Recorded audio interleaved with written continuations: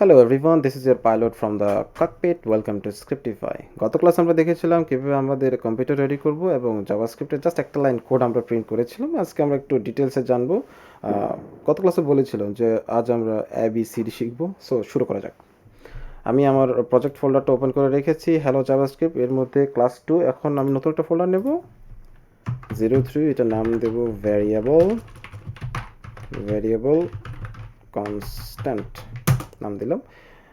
এটার ভিতরে একটা ফাইল নেব। এই বাটনটা ক্লিক করলে একটা ফাইল ক্রিয়েট করা যাবে। নাম দিলাম app.js। আপনার যে কোনো নাম দিতে পারেন। আচ্ছা, সো জাভাস্ক্রিপ্টের ABCD বলতে আমাদের শুরুতেই জানতে হবে ভ্যারিয়েবল কি, কনস্ট্যান্ট কি। ভ্যারিয়েবল এবং কনস্ট্যান্ট, ওকে, এই দুটো জিনিস জানতে হবে। ভিডিও বানাতে গেলে শুধু টাইপিং মিস্টেক হয়, নার্ভাস হয়ে যায় মেবি, তাই না? এনিওয়ে, মজা করলাম। তো ভ্যারিয়েবল কি কনস্ট্যান্ট কি আমাদের বুঝতে হবে। তো ভ্যারিয়েবল কনস্ট্যান্ট কি বোঝার জন্য আমি আপনাদের একটা ছোট্ট একটা এক্সাম্পল দিই। মনে করেন আমার মানি ব্যাগে কিছু টাকা আছে। আমি যদি আপনাকে জিজ্ঞেস করি কত টাকা, আপনি জানেন? জানেন না। আমি যদি বলি আমার মানি ব্যাগে 500 টাকা আছে, এখন যদি আপনাকে প্রশ্ন করি আমার মানি ব্যাগে কত, হ্যাঁ আপনি জানেন কত, 500 টাকা। একটা জিনিস খেয়াল করে দেখেন, যখন আমি বললাম যে কি আমার মানি ব্যাগে কত, আমার মানি ব্যাগে কিছু টাকা আছে, আমি কিন্তু কত আছে বলি নেই। তার মানে এখানে 500 টাকাও থাকতে পারে, 600 টাকাও থাকতে পারে, 5 টাকাও থাকতে পারে, 1 পয়সাও থাকতে পারে, তাই তো? এই মানটা ভ্যারি করছে না? ভ্যারি করা মানে কি? এই যে বাজারে গেলেন, কাস্টমার, ধরেন একটা দোকান থেকে কিছু কিনবেন, আপনি একজন কাস্টমার, সে আপনাকে এক দাম বিক্রি করলো এক জোড়া জুতা। আরেকজন কাস্টমার আসলো, তাকে একটু বেশি দামে বিক্রি করলো জুতাটা। আরেকজন কাস্টমার আসলো, তাকে একটু কম দামে বিক্রি করলো। তখন আমরা কি বলি? এই দামটা কাস্টমার টু কাস্টমার ভ্যারি করে, বলি না? আমরা কথায় কথায় কিন্তু ভ্যারি করে কথাটা বলি। সো ভ্যারি করা বা ভ্যারিয়েবল জিনিসটা হচ্ছে এমন একটা জিনিস বা ব্যাপার যেটার মান বা ভ্যালু চেঞ্জ হতে পারে, ওকে। সো আবার আমি যখন বললাম যে কি আমার মানিব্যাগে 500 টাকা আছে, এখন আপনি 1000বার বলেন যে কি না আপনার মানিব্যাগে তো 1000 টাকা আছে, আমার মানিব্যাগের মানটা কি চেঞ্জ হবে? 500 টাকা তো 500 টাকাই থাকবে, তাই তো? সো যখনই কোনো একটি ভ্যালু নির্দিষ্ট থাকে যেটার মান চেঞ্জ হওয়া পসিবল না, তখন এটা আমরা কি বলবো? কনস্ট্যান্ট, বাংলাতে যেটাকে বলা হয় ধ্রুবক, ওকে। ক্লাস 9-10-এ বা স্কুল লেভেলে আমরা চলক ধ্রুবকের গণিত করেছিলাম। যারা করেছেন তারা নিশ্চয়ই জানেন কনস্ট্যান্ট কি, ভ্যারিয়েবল কি। আর যারা করেন নাই, ফাঁকিবাজি করেছিলেন, টেনশন নিয়ে আজকে আমরা শিখে ফেলছি আশা করি, ওকে। সো ভ্যারিয়েবল এবং কনস্ট্যান্টের পার্থক্য এটাই, সোজা দুইটা মেইন পার্থক্য। ভ্যারিয়েবলের মান চেঞ্জ হবে, চেঞ্জ হতে পারে, কনস্ট্যান্টের মান চেঞ্জ হওয়ার পসিবিলিটি নাই, ওকে। ওকে, সো জাভাস্ক্রিপ্টে ভ্যারিয়েবল এবং কনস্ট্যান্ট এই দুটো কাজে কখন লাগবে? সাপোজ আমরা একটা সফটওয়্যার বানাবো জাভাস্ক্রিপ্ট দিয়ে, স্টুডেন্টের ডেটাবেস। তো স্টুডেন্টের ডেটাবেসে একজন স্টুডেন্টের ডেটা হিসেবে কী থাকতে পারে? তার নাম থাকবে, বয়স থাকবে, তার উচ্চতা কত, সে কোন ক্লাসে কী কেমন রেজাল্ট করলো, অনেক ডেটা থাকে, ওকে। সব ডেটাই স্থির না, আবার সব ডেটাই কিন্তু চেঞ্জেবল না। যেমন একজন স্টুডেন্ট ভর্তি হওয়ার পর তার নামটা, এটা কি চেঞ্জ হবে? আমার নাম রাজীব, আমি ভর্তি হয়ে গেলাম, সো আমার নাম রাজীবটা তো চেঞ্জ হবে না, রাজীবটা রাজীবই থাকবে। তাহলে এটা ভ্যারিয়েবল নাকি কনস্ট্যান্ট? বলেন তো একটু করে। অবশ্যই এটা স্থির না, ধ্রুবক না, কনস্ট্যান্ট না। তাহলে এই আমার নামটা হচ্ছে কি কনস্ট্যান্ট। কিন্তু আমি যখন ক্লাস 6-এ ভর্তি হলাম, তখন আমার বয়স ধরেন না কত বছর, 11 বছর। যেহেতু 11 বছর, এটা ক্লাস 6-এ আমার 11 বছর। যখন আমি 7-এ উঠবো, আমার বয়স কি 11 বছর থাকবে? 12 বছর হয়ে যাবে। 8-এ উঠবো, বয়স একটু বাড়বে। তাহলে দেখা যাচ্ছে আমার এইজটা বা বয়সটা ভ্যারিয়েবল নাকি কনস্ট্যান্ট? স্থির নাকি চেঞ্জ হবে? অবশ্যই চেঞ্জ হবে। তাহলে আমি এটাকে কী রাখবো? ভ্যারিয়েবল। আমার বয়সটা হচ্ছে কি ভ্যারিয়েবল। এইভাবে করে চিন্তা করে আমাদের ডেটাগুলোকে কিন্তু স্টোর করা লাগে, বা ভ্যালুগুলোকে আমরা কনস্ট্যান্টে রাখবো নাকি ভ্যারিয়েবলে রাখবো, এটা কিন্তু আমাদের বুঝে নিতে হবে, ওকে। সো জাভাস্ক্রিপ্টে ভ্যারিয়েবল কনস্ট্যান্টের পার্থক্য আশা করি আমরা বুঝতে পেরেছি। এবার আমরা একটু ডিক্লারেশনে যাই, কীভাবে আমরা এটা ডিক্লেয়ার করতে পারি, ওকে। আচ্ছা, সো স্টুডেন্টের নাম আমরা ডাটাবেসে রাখবো কীভাবে? ভ্যারিয়েবল হিসেবে। তো আমরা যদি এভাবে করে লিখি ভ্যারিয়েবলের নাম কি, মানে আমরা কিসের ডেটা রাখবো? স্টুডেন্টের নাম, স্টুডেন্ট নেম কি রাজীব, এভাবে লিখলে হবে? অবশ্যই হবে না। তো আমাদের কীভাবে করতে হবে?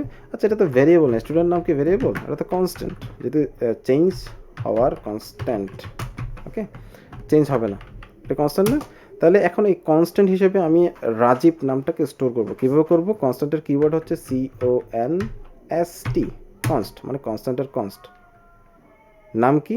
Student name. Constant student name equal to কী দেবো? ডাবল কোটেশনের ভিতরে রাজীব। সো আমরা কনস্ট্যান্ট ডিক্লেয়ার করার সিস্টেম কি জানলাম? কনস্ট্যান্ট কিওয়ার্ডটা ব্যবহার করব। স্টুডেন্ট নেম, অর্থাৎ কনস্ট্যান্টের নাম কি দিবেন আপনি? স্টুডেন্ট নেম না অন্য কিছু একটা দিলেই হলো, আমি একভাবে দিলাম। আর নেমিং কনভেনশনের একটা ব্যাপার আছে, সেটা আমরা পরে জানবো। আচ্ছা, আমরা নামটাকে স্টোর করলাম। এখন স্টুডেন্টের এইজ, এটা আমরা কনস্ট্যান্টে রাখবো নাকি ভ্যারিয়েবলে রাখবো বলেন তো? বয়স চেঞ্জ হতে পারে, তাহলে কি দেবো? ভ্যারিয়েবল, তাই তো? এবং ভ্যারিয়েবলের জন্য var, এই কিওয়ার্ডটা আমাদের ইউজ করতে হবে। নাম দিচ্ছি স্টুডেন্ট এইজ, আপনারা অন্য নামও দিতে পারেন। স্টুডেন্ট এইজ কত? 11 বছর। এটাকেও আমরা ডাবল কোটেশনের ভিতরে রাখি। আমরা যখন পরবর্তীতে ডেটা টাইপ সম্পর্কে জানবো, তখন আমরা আরও ডিটেলসে জানবো। স্টুডেন্ট এইজটাকে আমরা ডাবল কোটেশনের ভিতরে কেন রাখলাম, অনেক কিছু জানবো। আপাতত এতটুকুই থাক। তো আমাদের দুইটা ডেটা, দুইটা ভ্যালু, দুইটা ভেরিয়েবল স্টোর করে ফেললাম। আমরা জাভাস্ক্রিপ্ট ডেভেলপাররা কনস্ট্যান্টকেও কিন্তু ভেরিয়েবল বলি, কিন্তু অর্থের দিক থেকে বিবেচনা করতে গেলে তাদের হালকা পার্থক্য তো আছেই, তাই তো? চলেন এটাকে আমরা প্রিন্ট আউট করে দেখি কী বলে। সো কনসোল ডট লগ, আমরা চাইলে এভাবে লিখতে পারি, অথবা শর্টকাট CLG ট্যাব, হয়ে গেল। ওকে, এখন আমরা কি প্রিন্ট করবো? স্টুডেন্ট নামটাকে একটু প্রিন্ট করে দেখি কি বলে। সেভ করলাম।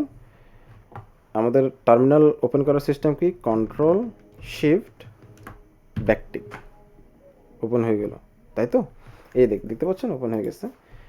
এখন অনেক সময় দেখবেন আপনাদের আমরা যেই ফোল্ডারে আছি, রুট ফোল্ডারটা কিন্তু VS কোড ওপেন করে দেয়। যদি ওপেন করে না দেয় তখন কি করবেন? সাপোজ আমরা রুট ফোল্ডারে আছি, হ্যালো জাভাস্ক্রিপ্ট, আমার যাওয়া দরকার কি এখানে 03 ভেরিয়েবল কনস্ট্যান্ট। তো আমি কী করবো? CD স্পেস দেবো, এরপর এই ফোল্ডারের নামটুকু এখানে দিয়ে দেবো। ওকে, নামটুকু দিয়ে দিলে এন্টার দিবেন, ওই ফোল্ডারে আপনি চলে যাবেন। অথবা CD দিয়ে আপনি ট্যাব দিতে পারেন। ট্যাব দিলে আপনাকে সিলেক্ট করতে হবে আপনি কি এই ফোল্ডার যেতে চান না। আরেকবার ট্যাব দিবেন, ও আচ্ছা এই ফোল্ডারে আমার যাওয়া লাগবে, এন্টার দেবো, এই ফোল্ডারে চলে গেলাম। ওকে, এখন আমরা রান করব app.js, এই ফাইলটা না, নোট স্পেস নাম কি? app.js। আস্তে আস্তে করি যেন আপনারা বুঝতে পারেন। দেখা যাচ্ছে রাজীব নামটা প্রিন্ট হলো। আমি স্টুডেন্ট এইজটাকে প্রিন্ট করতে চাই, কাজ হয় কিনা একটু দেখি।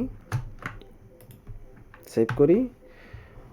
আমাদের কিবোর্ডে অ্যারো কি আছে না, উপরে নিচে ডানে বামে, উপরে কিটা ক্লিক করবেন, এভাবে করে আগের যে কোডগুলো আমরা মানে টার্মিনালে লিখেছিলাম সেগুলো দেখাবে, এন্টার দিবেন, 11 দেখাচ্ছে। তাহলে আমি বুঝতে পারলাম কীভাবে আমরা ভ্যালু অ্যাসাইন করব কনস্ট্যান্ট এবং ভ্যারিয়েবলে। এবার আসি একটু প্র্যাকটিক্যাল একটু জিনিস দেখাই। সেটা হচ্ছে, আমি তো বললাম যে কনস্ট্যান্ট মানে কি? যেটার মানটা চেঞ্জ হবে না, তাই তো? দেখি আমরা জোর করে মানটা চেঞ্জ করে দেখি কী বলে। বললাম যে কি, কনস্ট্যান্ট স্টুডেন্ট নেম রাজীব, না কনস্ট্যান্ট স্টুডেন্ট নেম রাজীব হবে না, রাজীবস হবে। দেখি কি বলে, এন্টার দিই, কেমন? 3 2 1 গো। কত বড় একটা এরর ধরা দিল।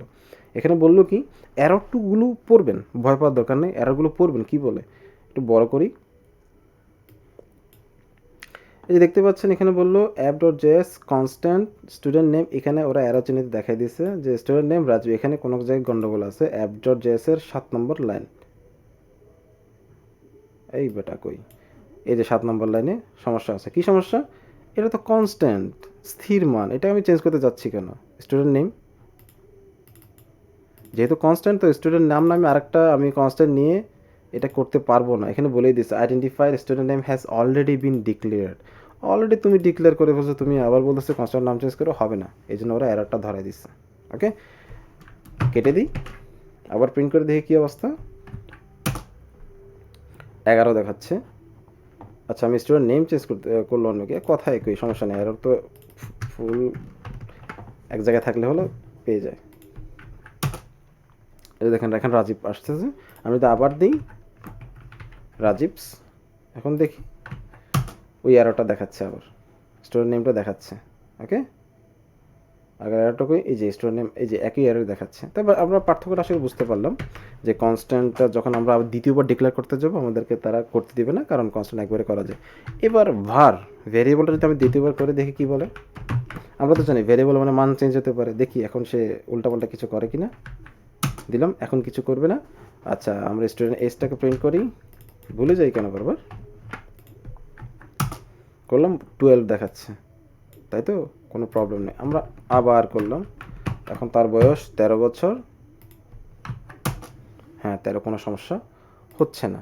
তাহলে আমরা কনস্ট্যান্ট এবং ভেরিয়েবলের পার্থক্যটা বুঝতে পেরেছি। কনস্ট্যান্টের মান আপনি রিঅ্যাসাইন করতে পারবেন না, কিন্তু ভেরিয়েবল যেটা আপনি var দিয়ে ডিক্লেয়ার করবেন ওটার মান আপনি চাইলে রিঅ্যাসাইন করতে পারেন। প্রথমবারে আমি স্টুডেন্টের এজ রাখলাম 11, দ্বিতীয়বারে 12, তৃতীয়বারে 13। এইভাবে চাইলে আমরা ভেরিয়েবল এবং কনস্ট্যান্ট ডিক্লেয়ার করতে পারি।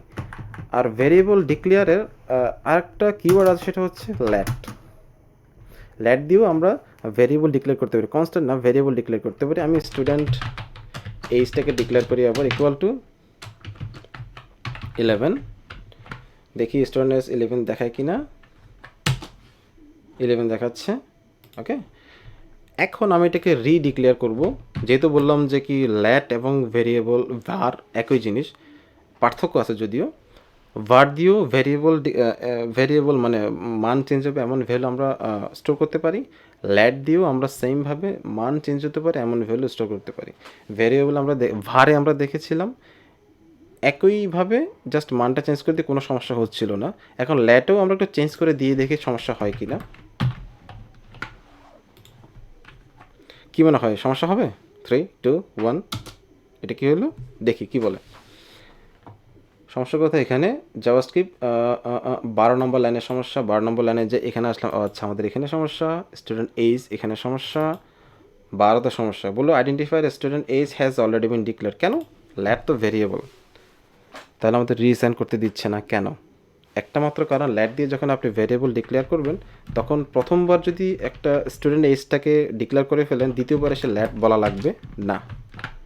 এখন দিয়ে করে দেখি কী অবস্থা। এখন কোনো প্রবলেম নেই, এখন 12 সুন্দরভাবে দেখাচ্ছে। এটি হচ্ছে ল্যাটের বৈশিষ্ট্য আর কি। আবার ল্যাটের একটা সুবিধা হচ্ছে আমি কী বলে ভ্যালু ছাড়া সরাসরি স্টুডেন্ট এইজ নামে একটা ভ্যারিয়েবল ডিক্লেয়ার করতে পারি, কোনো প্রবলেম নেই। মানে আমি আগেই স্টুডেন্ট এজ নামে একটা ভ্যারিয়েবল ডিক্লেয়ার করে জায়গা দখল করে রাখলাম, পরবর্তীতে এসে স্টুডেন্ট এজ নামে 12 অ্যাসাইন করলাম। দেখি এখন কাজ করে কিনা। সুন্দর করে কাজ করতেছে, এই যে 12। আমি মানটা চেঞ্জ করে দেখি আবার। এখানে কি ল্যাট দিতে হবে? যদি ল্যাট দেন একটা ওয়ার্নিং খাবেন, দরকার নেই। আমরা দিলাম 13 বছর। ল্যাট দিয়ে করলে আমরা জানি প্রথমবার করার পর দ্বিতীয়বার ল্যাট দেওয়া লাগে না। 13 বছর, তাহলে বোঝা যাচ্ছে ল্যাট কীভাবে কাজ করে। এর আগে দেখলাম ভার কীভাবে কাজ করে, এবং কনস্ট্যান্টে আমি দ্বিতীয়বার রিঅ্যাসাইন করতে গিয়ে ওরা আমাদের একটা ধাক্কা দিল কেন? কনস্ট্যান্টের নাম একবারেই করা যাবে, তাই তো, ভ্যালু একবারে অ্যাসাইন করা যাবে, রিঅ্যাসাইন করা যাবে না। এটাকেও কমেন্ট করে রাখি। এই ভিডিওর মূল উদ্দেশ্য হচ্ছে ভ্যারিয়েবল, কনস্ট্যান্ট এবং ল্যাট এই দুটার ইউসেজ সম্পর্কে একটু ধারণা দেওয়া, এবং কখন কোনটা কি ইউজ করব ওটা নিয়ে একটু আইডিয়া দেওয়া। পরবর্তী ক্লাসে আমরা ডেটা টাইপ সম্পর্কে জানবো, কারণ আমি এখানে স্টুডেন্টের নাম যেই ডেটা টাইপ ইউজ করেছি, স্টুডেন্টের বয়স কি নাম্বার হওয়ার কথা না, আমি এখানেও স্ট্রিং ইউজ করেছি। এখন স্ট্রিং কি, নাম্বার কি, বুলিয়ান কি, এগুলো আমরা পরবর্তী ভিডিও থেকে দেখা শুরু করব। সো আজকের ভিডিও এই পর্যন্ত, পরবর্তী ক্লাসে দেখা হচ্ছে। Thank you.